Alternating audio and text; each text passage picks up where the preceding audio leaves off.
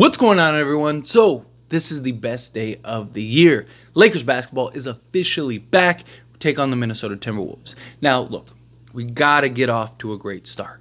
All right? Can't mess around. First off, the Lakers' schedule is absolutely brutal. Right? Like, we could wake up and be 0-5. Right? You got the Minnesota Timberwolves, you got the Phoenix Suns twice, you got the Cavs, and then you got the Sacramento Kings. All right? I do believe that the Phoenix Suns, those are two games that I think we are a favorable matchup. I think that we have a lot of advantages in that matchup, particularly with our size. Phoenix's lack of defense, but it's hard to beat a team twice in a 3-day span. We have a back-to-back in that stretch. Minnesota is a tough team that very well could be one of the top teams and maybe even the Western Conference representative. So can't take them lightly. Lakers also haven't won an opening night game since, 2016? Right? Like, we're going to get into that here more in a moment. But then Sacramento, as much as I think they made the wrong decision in bringing in DeMar DeRozan, they're still a very good team that has had the Lakers' number the last few years. They're a team that we can't beat. Anthony Davis has beaten Sabonis like his entire career, right? That doesn't bode well for that. The Cleveland Cavaliers, they're a team that wants to get out into a hot start, especially with the Boston Celtics, who just won the NBA championship. And then on top of that, you got the New York Knicks, who they could end up being a powerhouse. And then teams like the Philadelphia 76ers, if Paul George and everybody can stay healthy, they could be a problem. Right? So, again, we could look up and Lakers are 0-5. Now, look, I believe that the Lakers are going to be good this year. I believe that the Lakers win at least 50-plus games. I said 52 and 30 is what I think that they will finish as. In-season tournament, I don't really see them making the push. I'm not saying that they can't or they won't win it, but I think that is like towards the bottom of the totem pole for them. Obviously, I want to see the Lakers win it every year. I know some people were like, it doesn't mean it. It's still another championship that at some point is going to have probably very big significance, particularly at an NBA player individual level, right? Like, there's going to be a point, could be 10 years from now, 15 years from now, 5 years from now, who knows, right? There's going to be a point where it's like, Wemby and Chet, right? Like, Wemby has 5 NBA championships and 3 in-season tournaments, but Chet has 7 in-season tournaments and 4 NBA finals. So you're going to get those comparisons. And I've seen people try to argue like, no, championships always be but we still make comparisons for like defensive player of the year or like these individual accolades and team accolades that never even existed, right? Like even like Western and Eastern Conference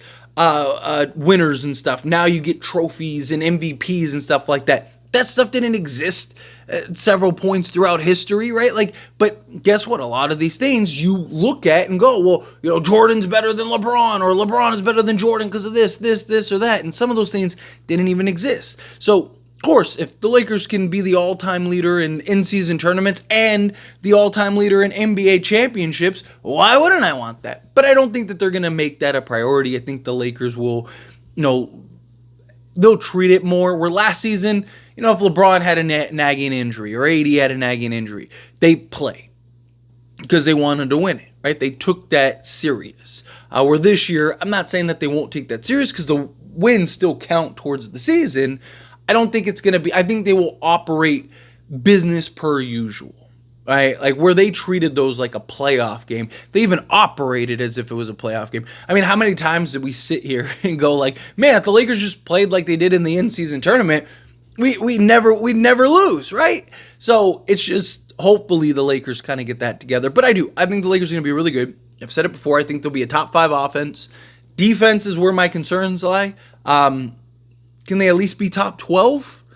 Maybe 7th, 8th range, ideally. Maybe it takes a couple trades. I do think at some point the Lakers are going to make a trade this year. Could be just a minor trade where it's like just Valanciunas and then that's that. I wouldn't be surprised the Lakers make a big splash like a Zach LaVine or something like that, even if they are looking good. I know a lot of people think like, if they're like a top 4 seed or anything, Lakers probably won't do anything, but I don't know. I don't like, because you still have some concerns come playoff time. right? Even if let's say the Lakers are the 1 seed, right? Like there's still concerns of like, will D'Lo show up in the playoffs, right? Does Rui have another disappearing act, right? Like does Austin Reeves, does he forget how to shoot and only shoot 28% from three like he did last year, right? Like there's just questions about guys where I think if you're a top 4 seed, there's even more of an argument, in my opinion, to push harder to go get that piece or two, because it puts the Lakers in a position where it's like, okay, well, we need to get something done. But again, it starts with today. One game at a time, obviously. You don't want to get too far ahead and all that, but like we 20 games in cannot look up and be 5-15, right? Like we can't have that. Last time we had a new head coach, started 2-10. Can't have that happen. Now, I don't think that that's going to happen. I don't believe that that's going to happen. I think the Lakers are actually going to get the win tonight. Like genuinely, I really do. I think I think LeBron and AD are going to show up big tonight. I think that they're going to really want to establish and set the tone. I think they're going to want to get it done for JJ Redick also. I think this team period is going to want to get it done for JJ Redick. Obviously, comes down to everyone else besides LeBron James and Anthony Davis, but I think guys are going to pick it up. I think there's going to be that motivation. I think you're going to have guys like Gabe Vincent, who's really going to like, hey, I didn't play all year, I need to play. I think JJ Redick and the coaching staff is going to be really prepared, really focused. I think they're going to have an offense scheme and a defense scheme that's going to match up for Minnesota. I also think Minnesota is still in this influx stage, right? Like, I'm not saying that they're going to lose a bunch of games early on or anything, but like Julius Randle, does he play? How much does he play? Is there a little kind of curvature, learning curve as far as like the fit in the floor spacing and stuff like that? How does Julius Randle even play? Like, is Rudy Gobert and him kind of awkward? Can Anthony Edwards, right? Is he going to kind of have the lane blocked? So he's got to take more jumpers. And if he's right, like I think that there's the elements are there to help the Lakers kind of get that first win right out the gate. I think the Lakers, the chemistry, camaraderie, right? Like the understanding of each other, especially that starting five. I think all the tools are there for the Lakers to get that first win and get it right out the gate, opening night. No games, no playing. Here we go. Let's get it. But there is always the potential that, Minnesota handles business. And, they're a tough team regardless. They're very good. They're very deep. Naz Reid loves to just drop 50 on us, right? Not necessarily 50, but you get it. Like, I mean, if you've watched, Naz Reid plays his best games against the Lakers. Every time that guy is a superstar against the Lakers. And he's a good player regardless. He's good against everybody. But whenever he plays the Lakers, he's like, I'm gonna be Hakeem out here, right? Like the dude's unbelievable against the Lakers, right? But it goes to show, like, you need to have that expectation that everyone's going to show up, everyone's going to deliver. I have my concerns about the defense. Offensively, I think the Lakers are going to be fantastic. I think that they're going to be better offensively than they were last year, and they were really good last year offensively. Because I just think JJ Redick, you're going to see real sets, real actions, right? Hopefully, better ball movement. They got to stick to the script, though, right? Like that Warriors game. JJ Redick even kind of called them out. Was like, hey, we got away from our actions. We got away from our play call.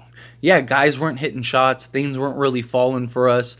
But we can't get off the path, right? Like you see teams like the Warriors is a great example, right? 2022 Warriors in particular. It's why I took them to beat the Celtics, because the Celtics were kind of like what we saw from the Lakers in that Warriors game, right? Like things are going great, things are great. As soon as things start going bad, a lot of heavy isolation with Jaylen Brown and Jason Tatum, right? The Warriors, however, they're that well-oiled machine. Even when they were down 15 to the Celtics, they kept playing their game. And then next thing you know, it's a 2-point game, and Celtics are heavy isolation, getting away from what was working, right? And, they're not hitting shots. And instead of sticking to the plan, right, like the Warriors do, and trusting that eventually you're going to get that breakthrough. Eventually you're going to start hitting shots, you start doing things. Yeah, you might lose a game, but you're going to win more than not because you have a process, you have a plan. Lakers need to do a better job of staying to that plan. Obviously, it's a learning curve. Obviously, everything takes time. But the problem is we're in the Western Conference. If we were in the Eastern Conference, I'd be like, hey, even if we start 0-3, we'll be fine. I don't know that in the Western Conference, right? Like, the West is so tight, so stacked, so insane that, like, you know, it could, like, you going on a 4 or 5 game losing streak could literally be the difference between you missing the play-in and being the 5th seed, right? Like, I mean, look at how tight it was last year, and it's probably going to be just as tight, if not tighter, this year. All right, like, it's very possible that you go on a significant losing streak. I'm not talking about, like, 2-3 games, like that happens, but I'm talking about, like, you know, you lose 5 straight games. Now you're playing catch up the entire season, right? Now you're working twice as hard the entire season just to get into the playoffs or the play-in, right? Like, that could be the difference. Got to start immediately. Got to set the tone immediately. I believe in this team. Think we're gonna get it. Think we're gonna get the win, and we will definitely talk about it in the post-game stream. So make sure you're there after the game. Stay tuned for the post-game stream. But as always, this is a discussion, and I pass a question on you. Let me know your thoughts and opinions down in the comments below. What do you think? How do you feel? What are your thoughts? Excited? Lakers basketball is back. I sure am. Again, happiest time of the year. Do you feel the same way? However you feel, whatever your thoughts are, love to hear it. So let me know down in the comments below. That being said, if you haven't liked this video, hit that like button. Helps me a lot. So we enjoy these types of videos, and I truly appreciate it. Not subscribe to the channel, hit that subscribe button. Turn on the bell notifications. Appreciate y'all. See you in the next one. Thank you.